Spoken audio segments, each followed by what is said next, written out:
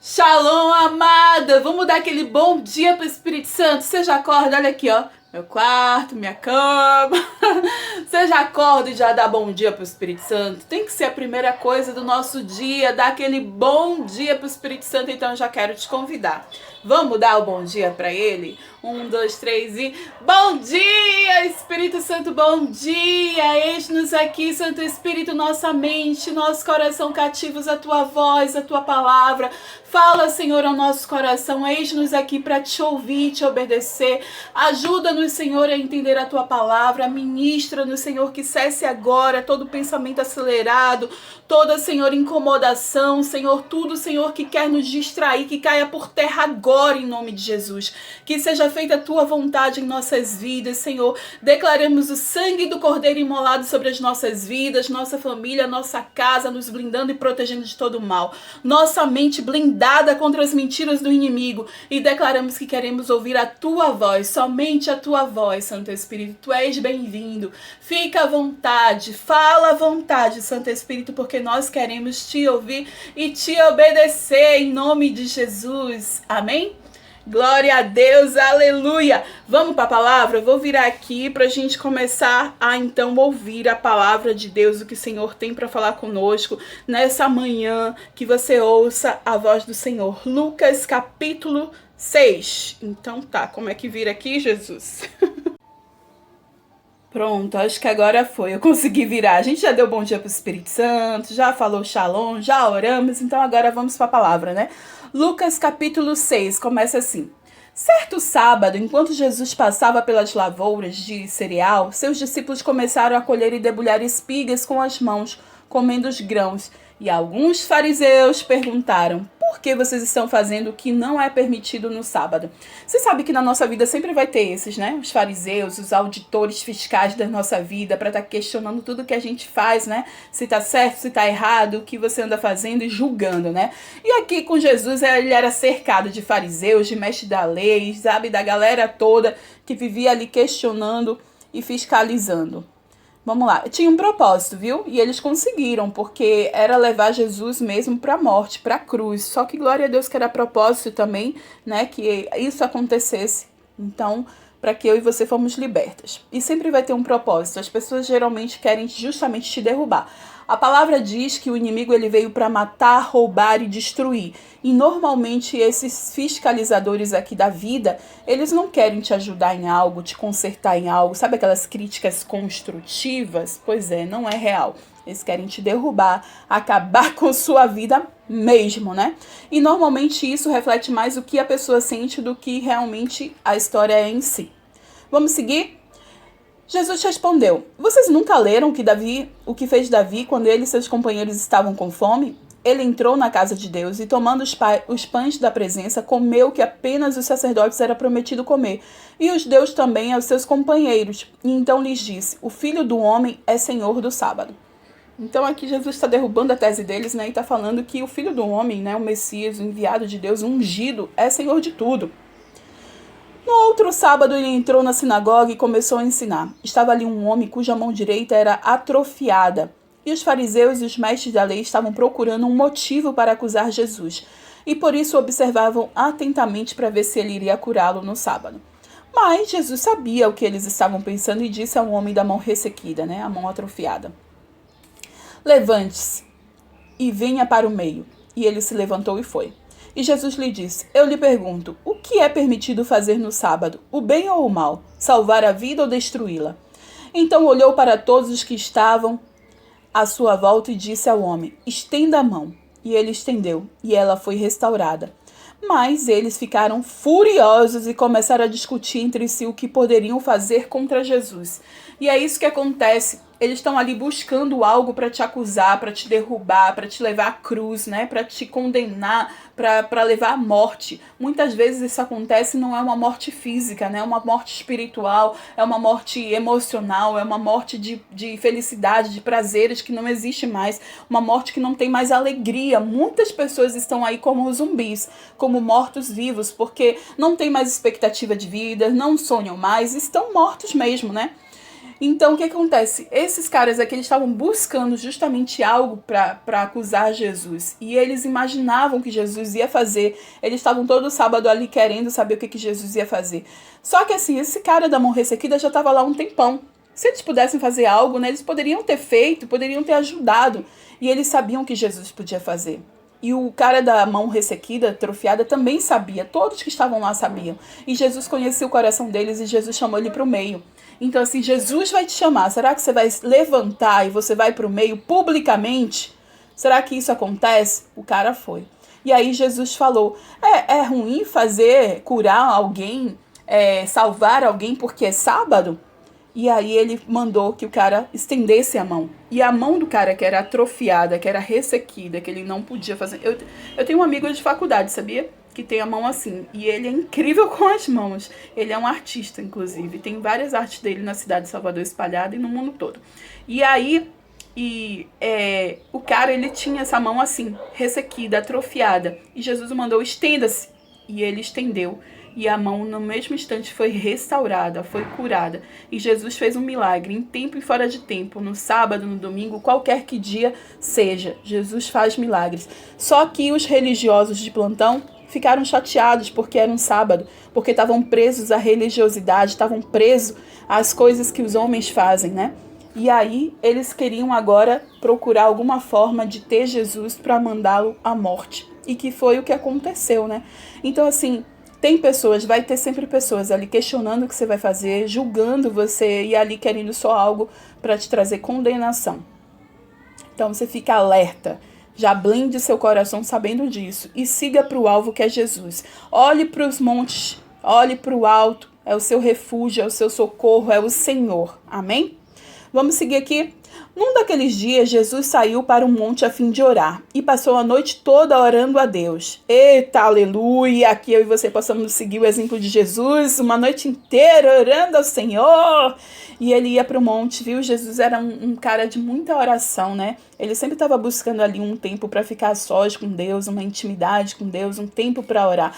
E não era fácil, porque ele era muito requisitado. As pessoas queriam porque sabia que ele curava, que ele libertava e quase nunca deixava ele em paz, quase nunca deixava ele sozinho. Então ele tinha pouco tempo para isso e ele usava o tempo que ele tinha para falar com Deus. Versículo 13. Ao amanhecer, chamou seus discípulos e escolheu 12 deles. Ou seja, Jesus ele era cercado por uma multidão, sempre tinha muita gente com ele. Só que quando ele passou uma noite toda em oração, uma noite toda falando com Deus, o que veio depois? A revelação de Deus. E ali ele escolheu, né? Ele chamou os discípulos, aquela multidão, e começou a separar ali os 12, a equipe que faria toda a diferença. E quem também designou apóstolos, né? Simão, a quem deu o nome de Pedro, seu irmão André, Tiago, João, Filipe, Bartolomeu, Mateus, Tomé, Tiago, filho de Alfeu, Simão, chamado Zelote, Judas, filho de Tiago, e Judas Iscariote, quem ele veio trair depois. Olha só esse status de Judas, né? A gente conhece a história de Judas, mas olha o que a Bíblia diz. Judas, aquele quem veio trair. Então, assim, olha o status que agora Judas teve. Ele foi um dos 12, foi. Mas olha só como o nome dele veio parar na Bíblia, né? Então aqui, Jesus, para escolher os 12, para escolher a equipe dele, ele teve que passar uma noite toda de oração, conversando com Deus. E toda decisão que você for tomar precisa ser assim. Leve diante do Senhor, seja a decisão que for, mais simples, mais rebuscadas. Leve diante de Deus, peça ajuda, direção a Ele e Ele vai te dizer. E a vontade de Deus é boa, agradável e perfeita. Essa equipe de 12 aqui de Jesus foi extremamente importante, porque justamente a partir deles é que hoje a gente conhece a história, é que hoje a gente conhece a palavra, é que hoje nós conhecemos a história de Jesus. Então imagina se não tivesse essa equipe de ponta aqui. Mesmo com problemas, eles tinham pecados, eles tinham problemas, eles tinham um caráter deformado e eles foram ajustados. Jesus passou 3 anos e meio ali ensinando eles, ajustando, ajudando eles. E ainda quando Jesus morreu, eles ainda tinham problemas e passaram por problemas mesmo depois. Só quando Jesus ressuscitou, e só a gente vai ver isso no livro de Atos, é que realmente veio. Atos dos Apóstolos, né? Onde agora eles já eram enviados, onde agora eles faziam o que Jesus fazia. Então, assim, demorou um tempo, viu, amada? O processo é grande, o processo é longo, mas rolou. E eu quero te dizer, vai rolar na sua vida também, em nome de Jesus. Amém? Vamos aqui, versículo 17. Jesus desceu com eles e parou num lugar plano. Estavam ali muitos dos seus discípulos e uma imensa multidão procedente de toda a Judéia. Dá para ver que dá, né? De Jerusalém, do litoral e do Tiro e de Sidom, que vieram para ouvi-lo e serem curados de suas doenças, e o que eram perturbados por espíritos imundos ficaram curados. E todos procuravam tocar nele, porque dele saía poder que curava todos. E olhando para os seus discípulos, ele disse: Bem-aventurados vocês, os pobres, pois a vocês pertence o reino de Deus. Bem-aventurados vocês que agora têm fome, pois serão satisfeitos. Bem-aventurados vocês que agora choram, pois haverão de rir. Bem-aventurados serão vocês quando os odiarem, expulsarem e insultarem, e eliminarem o nome de vocês como sendo mau, por causa do Filho do Homem. Uau! Regozijem-se nesse dia e saltem de alegria, porque grande é a sua recompensa no céu, pois assim os antepassados deles trataram os profetas. Mas ai de vocês, os ricos, pois já receberam sua consolação. Ai de vocês que agora têm fartura, porque passarão fome. Ai de vocês que agora riem, pois haverão de lamentar e chorar. Ai de vocês quando todos falarem bem de vocês, pois assim os antepassados deles trataram os falsos profetas. Bom, Jesus traz uma grande revelação aqui, né, e um consolo para as pessoas, né, para a gente que é tão perseguido por causa do evangelho, né, para as pessoas que acham que a gente é burra, que a gente é idiota, que isso é coisa para gente que não tem sabedoria, gente que não tem estudo, né. As pessoas julgam muito, e cristãos, né, quem segue é Cristo. Quem segue é Cristo, né, é cristão. Então, assim, persegue demais. E eu quero te dizer que a recompensa está no céu, que muitas coisas vão acontecer sim, mas que a sua recompensa vem de Deus. Amém? Vamos seguir aqui, versículo 27. Bom, fique firme, continue firme, porque o Senhor diz que pra gente se regozijar e saltar de alegria. Versículo 27. Mas eu digo a vocês que estão me ouvindo, amem os seus inimigos, faça o bem aos que te odeiam, abençoe os que te amaldiçoam, oram por aqueles que te maltratam. E se alguém lhe bater numa face, ofereça-lhe também a outra. E se alguém lhe tirar a capa, não o impeça de tirar a túnica. Deem a todo aquele que lhe pedir. E se alguém tirar o que pertence a você, não lhe exija o que devolva. Como vocês querem que os outros lhe façam, façam também vocês a eles.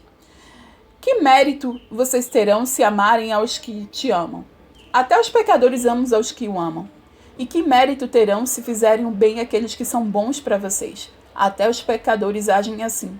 E que mérito terão se emprestarem às pessoas de quem esperam devolvê-lo? Até os pecadores emprestam aos pecadores esperando receber devolução integral. Amem, porém, os seus inimigos, façam-lhe o bem e emprestem a eles sem esperar receber nada de volta. Então a recompensa que terão será grande, e vocês serão filhos do Altíssimo, porque ele é bondoso para com os ingratos e maus. Sejam misericordiosos, e assim como o Pai de vocês é misericordioso. Eita, que esse ensinamento aqui de Jesus, esses últimos versículos aqui, doeu na alma, não é não? Amar os inimigos, orar por eles, abençoar, emprestar sem esperar de volta. E ele fala aqui uma frase que para mim é rema na minha vida, que está lá em Mateus 7,12, que fala assim: faça com os outros o que você quer que faça com vocês também.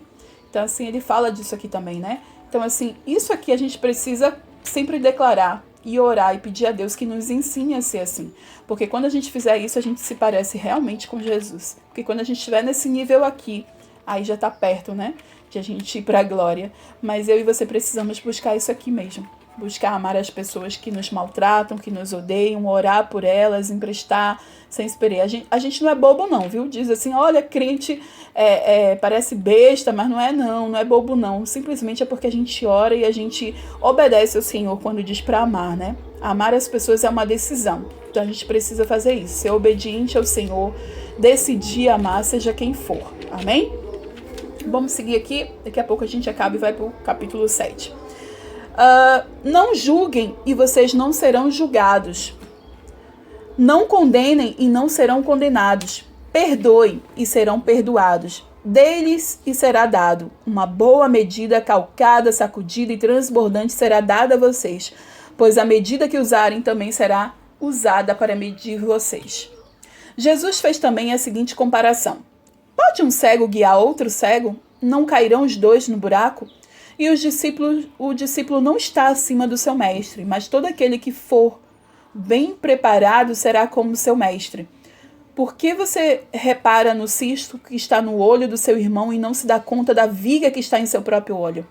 Como você pode dizer ao seu irmão, irmão, deixe-me tirar o cisco do seu olho, se você mesmo não consegue ver a viga que está no seu próprio olho? Hipócrita! Tire primeiro a viga do seu olho, e então você verá claramente para tirar o cisco do olho do seu irmão. Bom, aqui é sobre julgamento ao próximo, né? Infelizmente, a gente vive isso todos os dias, a gente vê julgamento de uma parte de outra, a gente acaba julgando as pessoas e a gente não consegue reparar no que acontece com a gente mesmo, né? Eu lembro uma vez de estar num Réveillon com uma amiga e na nossa frente tinha uma menina que estava com uma californiana, sabe o que é isso? Né? Meio que dourar as pontas do cabelo de uma forma bonitinha. Só que a dela tava muito feia, tava muito esquisita. E eu comecei a rir, a amiga perguntou o que era.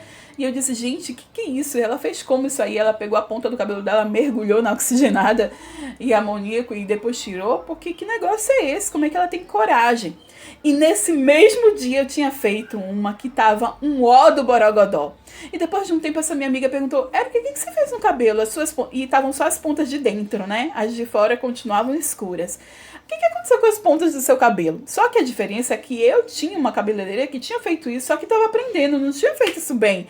E eu, das costas, não estava vendo nada, né? Ela disse, gente, tá muito esquisito o seu aqui. Então, assim, gente, pra que eu tenho que ficar olhando pro outro, rindo pro outro e não olho o que tem comigo mesmo? O julgamento ao próximo é terrível.